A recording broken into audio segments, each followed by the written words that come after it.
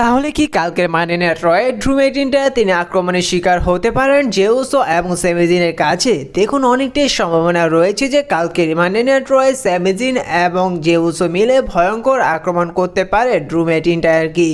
আপনারা গত Monday night রয়ে যেমনটা দেখেছিলেন যে সে জায়গায় ব্যাক স্টেজে কেউ জেউসোকে ভয়ঙ্কর আক্রমণ করেছে, কিন্তু এখন পর্যন্ত জানা যায়নি যে আসলে জেউসোকে কে আক্রমণ করেছে। তো যতটা অনুমান করা যায় যে সেই আক্রমণটি সম্ভবত ড্রু ম্যাকইন্টায়ারই করেছে, কারণ পরবর্তীতে মেইন ইভেন্টে যেমনটা দেখা গিয়েছিল যে স্যামি জিনের সাথে যখন স্যাটোলেন্সের ম্যাচটি শেষ হয়ে যায় তারপর আচমকা ড্রু ম্যাকইন্টায়ার এসে স্যামি জিনকে আক্রমণ করে দেয়। আর এর থেকে অনেকটা বোঝা যায় যে ব্যাক স্টেজে ড্রু ম্যাকইন্টায়ারই আক্রমণ করেছিল জেউসোকে। আর যদি ব্যাক স্টেজে ড্রু ম্যাকইন্টায়ার আক্রমণ করে থাকে জেউসোকে, এই বিষয়টা কালকের মানডে নাইট রয়ে ড্রু ম্যাকইন্টায়ার এসে তিনি নিজেই বলবে তিনি ব্যাক স্টেজে গত মানডে নাইট রয়ে জেউসোকে আক্রমণ করেছে।